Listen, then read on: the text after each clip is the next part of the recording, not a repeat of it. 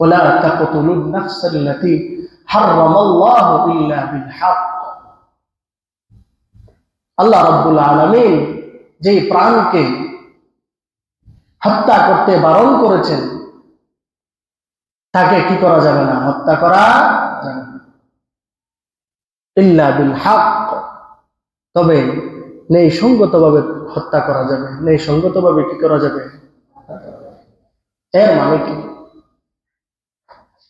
এর মানে হলো এক ব্যক্তি অন্যায়ভাবে আরেক ব্যক্তিকে হত্যা করেছে।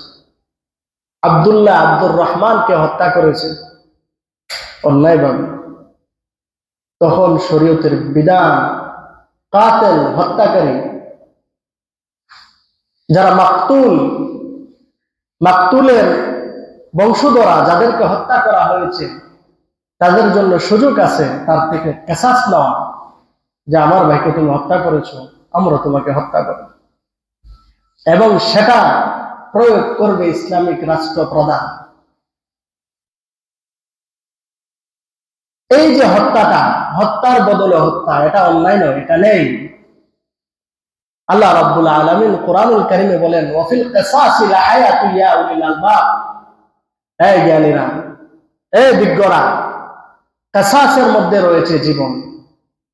আমাদের সুশীল সমাজের লোকেরা বলে যে কিসাস অর্থ হলো এক ব্যক্তি অন্যায়ভাবে আরেক ব্যক্তিকে হত্যা করেছে, যে হত্যা করেছে তার থেকে বদলা নেওয়া, তাকে হত্যা করা।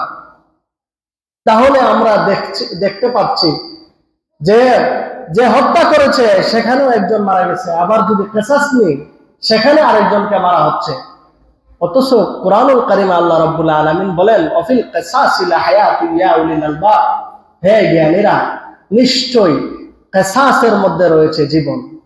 সুশীল সমাজের লোকেরা প্রশ্ন করে, তার উত্তর কি? তার উত্তর হলো, যদি পৃথিবীর বুকে কোনো একজন থেকে কিসাস প্রয়োগ করা হয়, এক ব্যক্তি থেকে কিসাস নেওয়া হয়, তাহলে আরো 100 জন ব্যক্তি যারা সংকল্প করেছিল, যারা নিয়ত করেছিল হত্যা করা, তারা হাত গুটিয়ে ফেলবে, তারা আর হত্যা করবে না। কেন? দেশের আইন হয়ে গেছে কি, যে হত্যার বদলে হত্যা।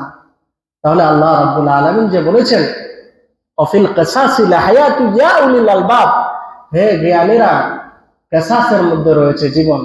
এই কথার মর্ম আমাদের বুঝে আসছে? যদি মনে করেন এক ব্যক্তি থেকে কিসাস নেওয়া হয়, একজন ব্যক্তি সাপোজ আরেকজন ব্যক্তিকে হত্যা করছে, যে হত্যা করছে তাকে যদি হত্যা করা হয়, হত্যার বদলতে হত্যা, তাকে যদি হত্যা করা হয়, তাহলে আরো 100 জন যারা অন্যায়ভাবে হত্যার নিয়ত করেছিল তারা আর হত্যা করবে না, তারা আর কি করবে না। আমাদের দেশে এই যে গুম, খুন, মারামারি, হানাহানি, আহাজারি, তার মূল কারণ কি? তার মূল কারণ হলো দেশের মধ্যে সঠিক আইন প্রয়োগ হচ্ছে না। যদি আজকে দেশের মধ্যে সঠিক আইন প্রয়োগ হতো তাহলে এত মারামারি, এত খুনাখুনি থাকতো না। ওয়াফিল কিসাসি লাহায়াতু ইয়া উলিল আলবাব, হে জ্ঞানীরা, তোমাদের জন্য রয়েছে কিসাসের মধ্যে জীবন। কিন্তু আমরা সেটা বুঝি না, আমরা সেটা কি করি না, বুঝি না। তাহলে 8ম নম্বর যে প্রকার, সেটি হলো কি, অন্যায়ভাবে কাউকে কি করা যাবে না, হত্যা করা যাবে না। 9 নম্বর যে বিষয়টি উম্মতে মুসলিমার জন্য আবশ্যক, সেটা হলো এতিমের মালের নিকটবর্তী হওয়া যাবে না। কার মালের নিকটবর্তী হওয়া যাবে না? এতিমের। ওয়ালা তাকরাবু মালাল ইয়াতীম ইল্লা বিল্লাতী হিয়া আহসান হাত্তা ইয়াবলুগা আশুদ্দা। এই তোমাদের সমাজে যারা এতিম আছে, যারা এতিমের ওলি, এতিমের অভিভাবক, তোমরা এতিমের মালের নিকটবর্তী হয় না। কোরআনের আরেক জায়গার মধ্যে আছে, যারা এতিমের মাল বক্ষণ করে তারা কেমন যেন আগুন বক্ষণ করতেছে। কি বক্ষণ করতেছে? আগুন বক্ষণ করতেছে। ওয়ালা তাকরাবু মালাল ইয়াতীম, কার নিকটবর্তী হওয়া যাবে না? এতিমের মালের নিকটবর্তী হওয়া। 10ম নম্বর যে বিষয়টি আমাদের জন্য আবশ্যক, সেটি হলো অঙ্গীকার পূরণ করতে হবে। কি পূরণ করতে হবে? ওয়াউফু বিল আহদ ইন্নাল আহদা কানা মাসউলা। কোরআনের আয়াত।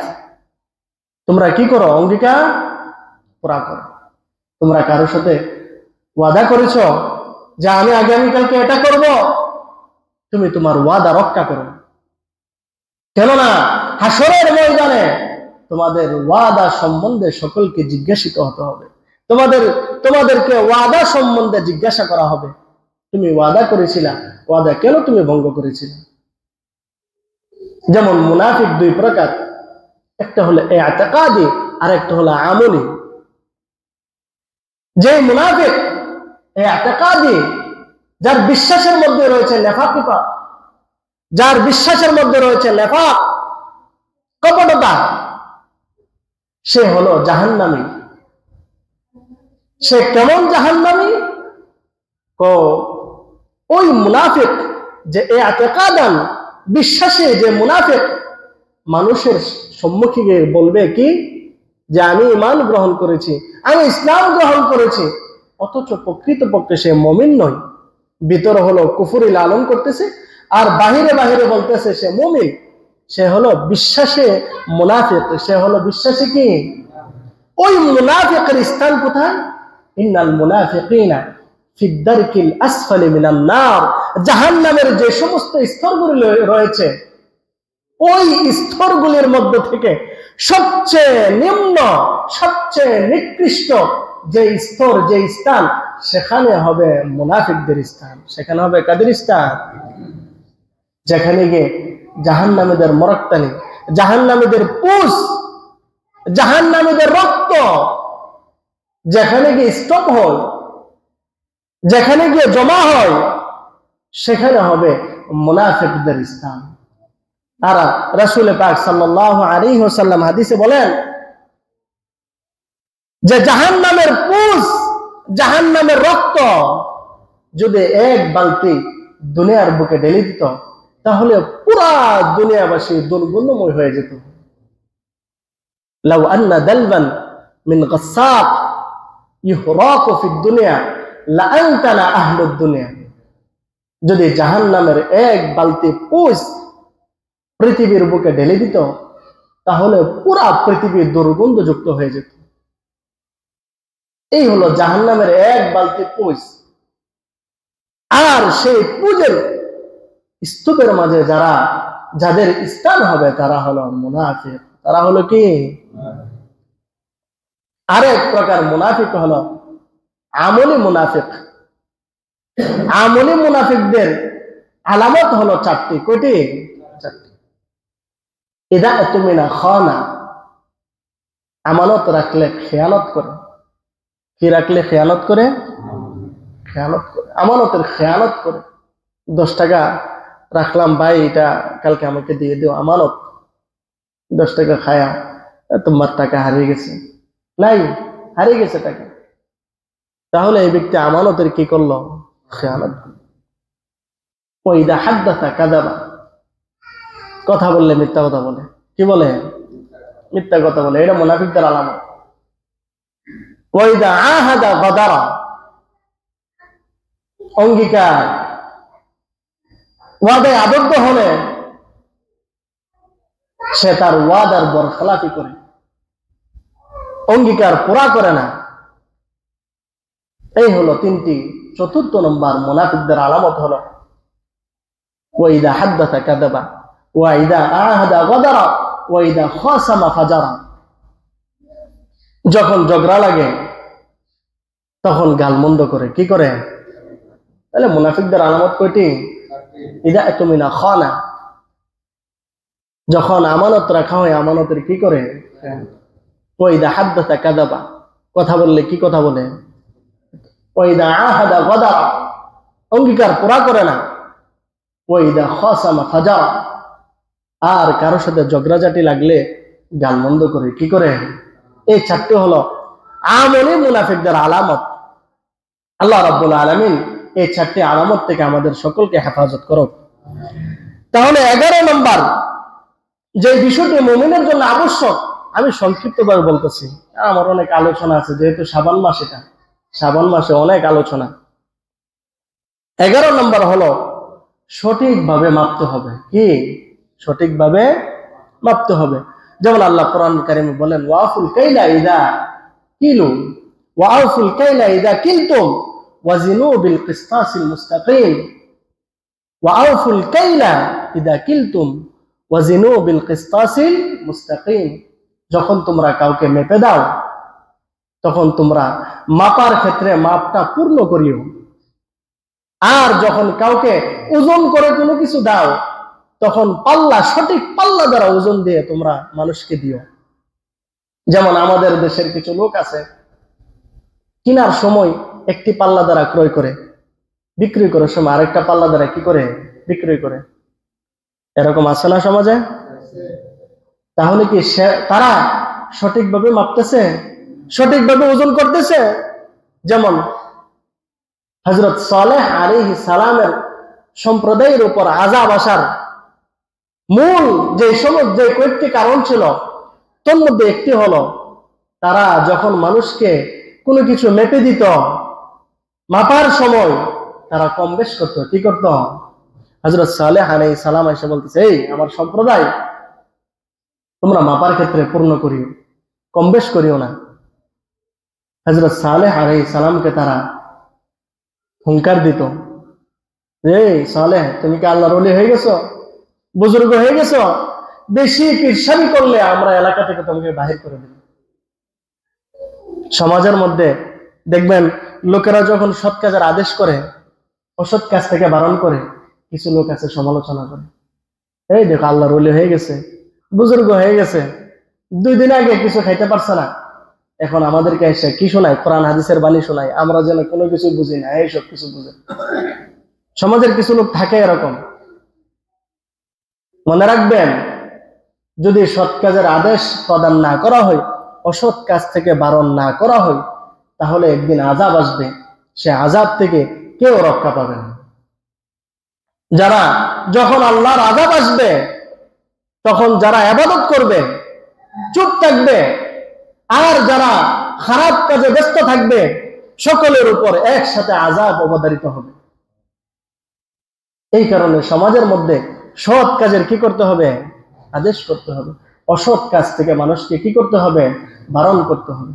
12 নম্বর যে বিষয়টি মানুষের জন্য আবশ্যক, সেটা হলো মানুষের পিছনে পড়া যাবে না। যে জিনিসের জ্ঞান নাই, যে জিনিস জানে না, ওই জিনিসের পিছনে পড়া যাবে না। ওয়ালা তাকফু মা লাইসা লাকা বিহি ইলম ইন্নাস সামআ ওয়াল বাসারা ওয়াল ফুআদা কুল্লু উলাইকা আনহু মাসউলা। তোমরা যে বিষয় জানো না, তোমরা যে বিষয় জানো না, সেই বিষয়ের পিছনে তোমরা পড়ো না। কেননা তোমাদের কান, তোমাদের চক্ষু, তোমাদের হৃদয় সম্বন্ধে, এই সবগুলি সম্বন্ধে জিজ্ঞাসিত করা হবে। হাসরের ময়দানে জিজ্ঞাসা করা হবে, আমি আল্লাহ তোমাকে চক্ষু দিয়েছিলাম, আমি আল্লাহ তোমাকে কান দিয়েছিলাম শোনার জন্য, চক্ষু দিয়েছিলাম দেখার জন্য, অন্তর দিয়েছিলাম অনুধাবন করার জন্য।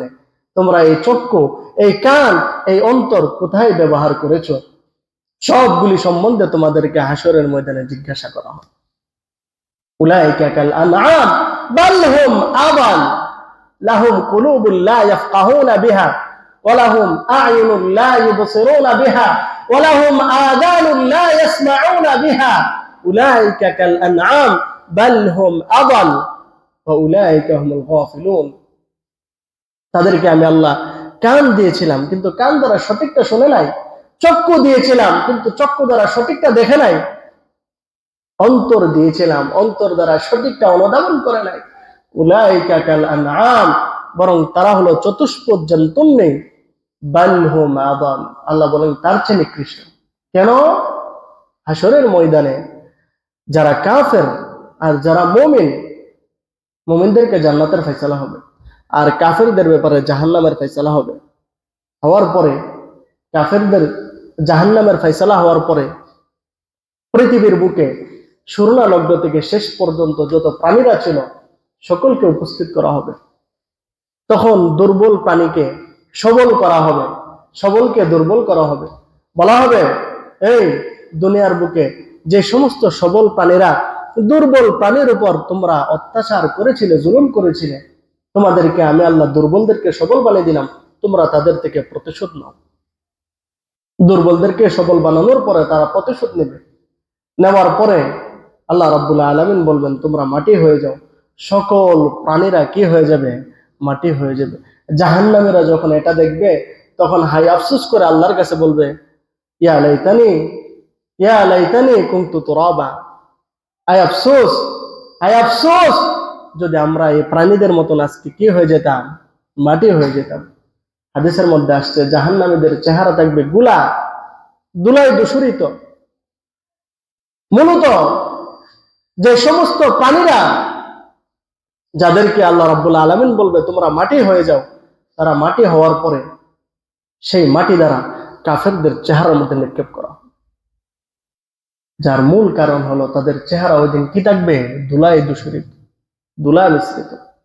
তাহলে তারা চতুষ্পদ জন্তুর চেয়ে নিকৃষ্ট হয়েছে নি? চতুষ্পদ জন্তুর চেয়ে নিকৃষ্ট না। যদি চতুষ্পদ জন্তুর মতো হতো তাহলে তো তারা মাটি হয়ে যেত। কিন্তু আল্লাহ রাব্বুল আলামিন তাদেরকে কি বানাবেন না? মাটি বানাবেন না, বরং তাদের জন্য চিরস্থায়ী জাহান্নামে তাদেরকে নিক্ষেপ করবেন। যে সমস্ত বিষয়ে আলোচনা করা হয়েছে ওই সমস্ত বিষয়ের উপর আমাদের সকলকে আমল করার তৌফিক দান করুক। ওয়া আখিরু দাওয়ানা আলহামদুলিল্লাহি রাব্বিল আলামিন।